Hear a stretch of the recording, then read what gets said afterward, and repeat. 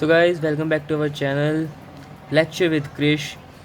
सो आज हम करने वाले हैं मैक्रो इकोनॉमिक्स +2 कॉमर्स की। तो जल्दी से शुरू करते हैं।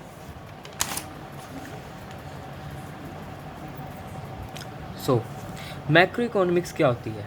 It is a branch of economics which studies economic problem और economics issues at the level of economy as a whole. मतलब ये एक ऐसी ब्रांच है इकोनॉमिक की जो स्टडी करती है इकोनॉमिक प्रॉब्लम को और इकोनॉमिक इशू को पूरी, whole means largely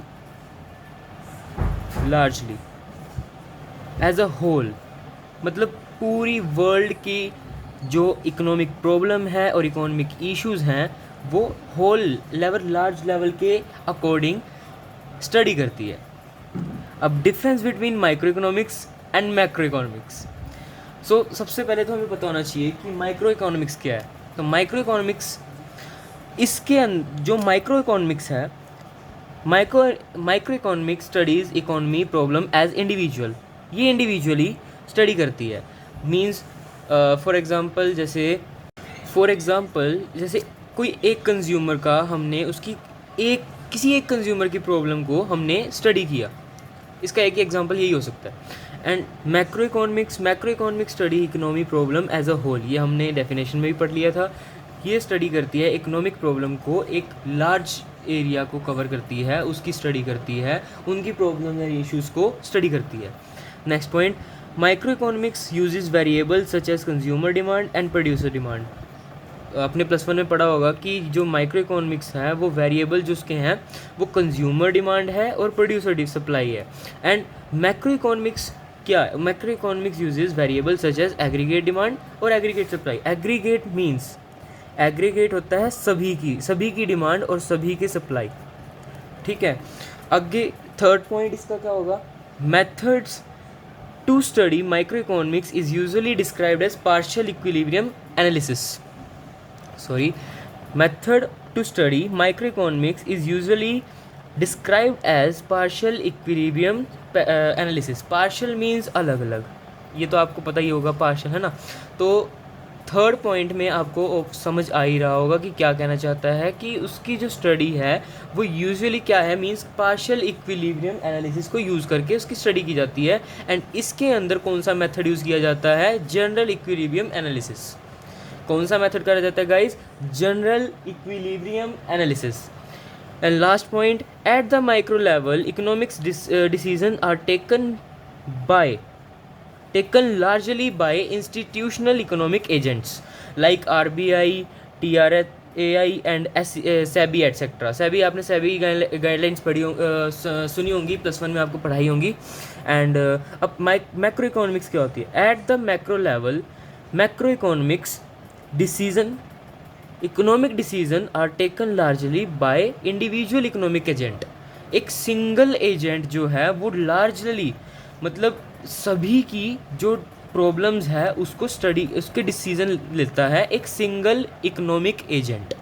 so guys आपको डिफरेंस इसका समझ आया होगा। और अब आगे पढ़ते हैं। लास्ट एक और पॉइंट है, Microeconomic issuing of resources in the central issue of microeconomics and determination of overall level of outputs in the central issue of microeconomics। ये मेनली इनके अंदर यही बात है कि एक ये सिंगल लेवल के लिए है, एक स्मॉल लेवल के लिए है, एंड ये एक लार्ज लेवल के लिए है। मैक्रो एंड माइक्रो से आपको पता ही चल रहा होगा, micro means small level and macro means large level. Macro एक ग्रीक वर्ड है जिसको कहते हैं हम, ग्रीक में से इसको लिया गया है मार्कोस के नाम से। Marcos means large and macro means also large, इसका भी मीन्स लार्ज है।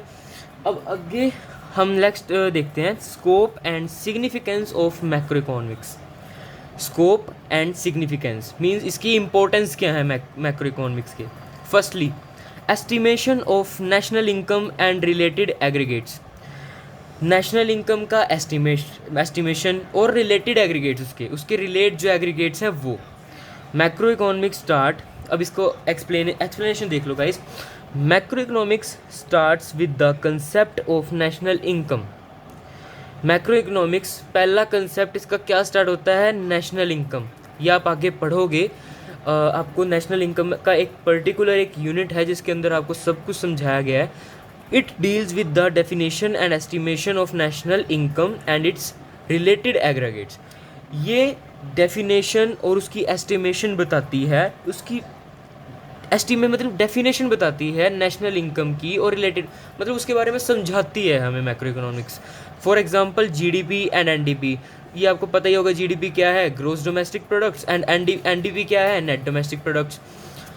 अब इसके आगे फर्दर पॉइंट्स हैं, मीन्स इसी के नहीं, स्कोप एंड सिग्निफिकेंस के इंपॉर्टेंस के आगे फर्दर पॉइंट्स हैं. Theory of employment, theory of money, theory of general price level, inflationary और डिफ्लेशनरी. अब यहाँ देखो, इन्फ्लेशनरी मीन्स कम होना और डिफ्लेशनरी मीन्स ज़्यादा होना. सॉरी उल्टा हो गया. डिफ्लेशनरी मीन्स कम होना एंड इन्फ्लेशनरी मीन्स ज़्यादा होना. Fifth point, role of government और गवर्नमेंट बजट. फिफ्थ पॉइंट है हमारा role of government, means government का क्या रोल है. And six point, the last point is exchange rate and balance of payments. Exchange rates means जो balance of payments है उनका और एक्सचेंज रेट, उसके बारे में बताया गया. तो सेकंड पॉइंट से हम पढ़ते हैं theory of employment. Macroeconomics studies the theory related to employment. Employment की भी थ्योरी बताती है हमें, मतलब रिलेट करती है थ्योरी किसकी एम्प्लॉयमेंट की और अनएम्प्लॉयमेंट की. According to Keyneson theory of employment, it explain the causes of unemployment and possible remedies to fight with it. Means Keynesian author ने एक थ्योरी बताई है अपनी एम्प्लॉयमेंट के लिए कि उसने एक्सप्लेन किया हुआ है एक पर्टिकुलर थ्योरी है उसकी. उसने एक्सप्लेन किया है कि एम्प्लॉयमेंट के क्या कोज हो सकते हैं, उसके बारे में एक्सप्लेन किया है. एंड पॉसिबल रेमेडीज़ मीन्स उसके लिए एक मतलब रेमेडीज़ मीन्स उसके उपचार क्या हो सकते हैं, मतलब उससे फाइट करने के उससे उपचार क्या हो सकते हैं. अब थर्ड पॉइंट हमारा क्या है, थ्योरी ऑफ मनी. इसके अंदर देखो मेनली गाइस इस ज़्यादातर आपको दिख ही रहा होगा, theory of employment, theory of money, इनके बारे में ही बताया गया है. तो थ्योरी ऑफ मनी के अंदर क्या बताया होगा, क्रिएशन ऑफ मनी और क्रिएशन ऑफ क्रेडिट. मतलब मनी को कैसे क्रिएट करना है और क्रेडिट को कैसे क्रिएट करना है बाय अ कमर्शियल बैंक. एक कमर्शियल बैंक के क्या इंपॉर्टेंस होते हैं आपको पता ही होगा, +1 में पढ़े हैं कि वो तो कमर्शियल बैंक जो है वो लोन तो कमर्शियल बैंक जो होते हैं उनकी इम्पोर्टेंस क्या है, आपने +1 में पढ़ा होगा कि कमर्शियल बैंक्स हैं ना, वो इंस्टीट्यूशन को लोन प्रोवाइड करते हैं और उनकी हेल्प करते हैं मनी रेज करने, मतलब मनी उनको प्रोवाइड करवाते हैं.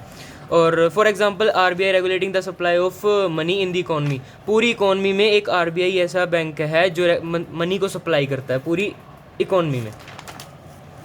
अब नेक्स्ट पॉइंट, फोर्थ पॉइंट क्या था हमारा, theory of general prices level, inflationary और deflationary. This is the another significant component of macro economics. ये इसका एक दूसरा इम्पोर्टेंट कंपोनेंट है मैक्रो इकोनॉमिक्स का. In this if price increase, मतलब अगर इसके अंदर मेन यही है कि अगर इंक्रीज होगा प्राइस और डिक्रीज होगा, कोई चीज़ मैटर नहीं करती, इफ़ेक्ट तो पड़ेगा ही पड़ेगा इकोनॉमी में. अगर प्राइस इंक्रीज होगा तो भी और डिक्रीज होगा तो भी. फिफ्थ पॉइंट क्या है हमारा, रोल ऑफ गवर्नमेंट का क्या रोल है.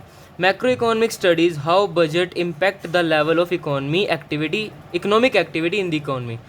मतलब जो बजट है वो कैसे इम्पैक्ट करता है इकोनॉमिक एक्टिविटी को, हमारी इकोनॉमी में कैसे इकोनॉमिक एक्टिविटी को वो इम्पैक्ट करता है, कौन से लेवल तक इम्पैक्ट करता है. और लास्ट पॉइंट क्या है, exchange rate and balance of payment. Balance of payment का शॉर्ट फॉर्म है बीओपी और ये भी इम्पोर्टेंट पॉइंट है. तो इसके अंदर क्या है, scope of macro economics, in this we determine the exchange rate and the way it is manage. मतलब इसके अंदर हम डिटरमाइन करते हैं कि एक्सचेंज रेट क्या होंगे और उसको कैसे हम सही कर सकते हैं, मैनेज कैसे कर सकते हैं. गाइस सॉरी, वो पहले वाले जो थे वो सिग्निफिकेंस स्कोप थे एंड सिग्निफिकेंस अब आए हैं. सिग्निफिकेंस क्या है, फर्स्ट सिग्निफिकेंस है इसका description of economy. Description of economy क्या, डिस्क्राइब करना, किसी इकोनॉमी को डिस्क्राइब करना. तो डिस्क्रिप्शन क्या है इसकी, macro economics offer deep description of economy. ये हमें एक पहली बात यही है ना कि मैक्रो इकोनॉमिक्स लार्ज लेवल पे स्टडी करती है, तो अगर लार्ज लेवल पे स्टडी करती है तो वो डीप डिस्क्रिप्शन ही देगी ना, ये तो कॉमन सी बात है. और सेकंड पॉइंट क्या है हमारा, road map of growth and development. Road map of growth and development, इसका देख लो explanation. Programs and policies are drawn for growth and development by analysing the needs and mean of economy. मतलब जो programmes हैं and policies हैं वो ऐसी बनाई गई हैं ताकि जो ग्रोथ हो और ग्रोथ एंड डेवलपमेंट हो सके। मतलब एनालाइज करके कि क्या नीड है और इकोनॉमी में किस चीज़ की नीड है, उस चीज़ को देख के प्रोग्राम्स बना रखे हैं। ये देखो, ये आपको हिंदी में एक्सप्लेन कर रखा है, प्रोग्राम्स एंड पॉलिसीज़ बनाने में ताकि इकोनॉमी की ग्रोथ हो पाए, उससे पहले ये जान के कि इकोनॉमी में क्या है, मतलब नीड क्या है इकोनॉमी में, है ना। और अब नेक्स्ट पॉइंट हमारा क्या है, इकोनॉमिक स्टेबिलिटी। पॉइंट से समझ आ रहा है कि इकोनॉमिक स्टेबिलिटी ऑफ इकोनॉमी। अब ये हेल्प करता है कि हम स्टेबिलिटी, मतलब इकोनॉमी में स्टेबिलिटी कैसे लाएं, अचीव कैसे करें, उस चीज़ को कैसे करना है, थ्रू मॉनेटरी पॉलिसी और फिस्कल पॉलिसी। तो ये दो पॉलिसीज़ हैं, मॉनेटरी पॉलिसी और फिस्कल। मॉनेटरी होती है मनी पॉलिसी, और फिस्कल पॉलिसी एक पॉलिसी है जो गवर्नमेंट की है, ये आरबीआई की है। नेक्स्ट है balance of payments. Balance of payment status में क्या होगा, तो बैलेंस ऑफ पेमेंट्स आपको पहले भी उसमें समझाया था। इसमें बैलेंस ऑफ पेमेंट में थोड़ा सा फ़र्क है। क्या, ये हमारी परफॉर्मेंस बताता है, मतलब परफॉर्मेंस बताता है अदर कंट्री से रिलेट करके। मतलब ये जो पॉइंट है ना, मतलब मैक्रो इकोनॉमिक्स है ना, बैलेंस ऑफ पेमेंट उसके अंदर ऐसा पॉइंट है, मतलब वो हमें स्टेटस, उसका बैलेंस ऑफ पेमेंट स्टेटस हमें ये बताता है कि हमारी जो कंट्री है वो दूसरी कंट्री के रिलेटेड, मतलब रिलेट करके उसका परफॉर्मेंस कैसी है। ये इम्पोर्ट एंड एक्सपोर्ट से रिलेट करती है, मतलब जो इम्पोर्ट हमारी कंट्री से हो रही है और एक्सपोर्ट कहीं से आ रही है, और ये बताती है कि कौन सी कंट्री को कितनी पेमेंट देनी है या लेनी है। मतलब हमने जब इंपोर्ट करी है या एक्सपोर्ट करी है, अगर आप किसी कंट्री से कोई भी प्रोडक्ट मंगा रहे हो तो आपको कोई ना कोई पेमेंट तो देनी पड़ेगी ना। तो यही पॉइंट है इस चीज़ में। और इसका एक आगे फर्दर पॉइंट है balance of trade, balance of payment and balance of trade. इसके अंदर है कितना कैपेबल है एक्सपोर्ट करने में, मींस हमारी जो कंट्री है वो कितना कैपेबल है इंपोर्ट कराने में और कितना कैपेबल है एक्सपोर्ट को करने में। ठीक है, समझ आई ले होगी। मतलब हमारी कंट्री में कितने कंपल्शन है इंपोर्ट की, इंपोर्ट कराने की हमारी कंट्री में कितनी कंपल्शन है, एंड जो एक्सपोर्ट करने में मींस बाहर से सामान मंगाने में वो कितनी ज़्यादा हमारे, मतलब हम बाहर भेजने में कितना कैपेबल है हम, ये चीज़ बताती है। नेक्स्ट पॉइंट है पॉलिसी फॉर्मुलेशन। पॉलिसी फॉर्मुलेशन में है मैक्रो इकोनॉमिक्स वेरिएबल बहुत यूज़फुल है कंट्री की ग्रोथ एंड डेवलपमेंट के लिए। तो इस पॉइंट को देखो, मैक्रो इकोनॉमिक्स वेरिएबल बहुत यूज़फुल हैं। वेरिएबल्स कौन से हैं मैक्रो इकोनॉमिक्स के, आपको भी पीछे डिफरेंस में बताया मैंने। मैक्रो इकोनॉमिक्स के वेरिएबल्स हैं aggregate demand and aggregate supply, है ना। तो एग्रीगेट डिमांड और एग्रीगेट सप्लाई कितने यूज़फुल हैं ग्रोथ एंड डेवलपमेंट के लिए, ये वेरिएबल हेल्प करते हैं पॉलिसी बनाने में। पॉलिसी बनाने में हेल्प करते हैं उसको फॉर्मुलेट करने, फॉर्मुलेट मींस उसको बनाने में। ठीक है, next point problems of poverty and environmental pollution. Poverty की प्रॉब्लम्स और एनवायरमेंटल पोल्यूशन की प्रॉब्लम, ये प्रॉब्लम्स ऑफ पॉवर्टी बताता है और एनवायरमेंट पोल्यूशन कितना है ये बताता है। मींस हमारी जो पॉवर्टी है, प्रॉब्लम्स, पॉवर्टी की कितनी भी प्रॉब्लम्स है ना, उसको एक्सप्लेन करता है, बताता है, और एनवायरमेंटल पोल्यूशन को बताता है। सो यहाँ से आपका फर्स्ट चैप्टर, जिसके अंदर हमें मेन जो बेसिक्स है ना, मींस स्कोप एंड सिग्निफिकेंस है ना, वो ख़त्म होते हैं आज मैक्रो इकोनॉमिक्स के। नेक्स्ट कल हम इसके आगे पढ़ेंगे कि सम बेसिक कंसेप्ट्स क्या हैं, बेसिक कंसेप्ट हमारे मैक्रो इकोनॉमिक्स के क्या हैं, उस चीज़ के बारे में नेक्स्ट क्लास में पढ़ेंगे। तो अपना पढ़ो और एंजॉय भी करो लाइफ को। Thank you so much for watching, bye.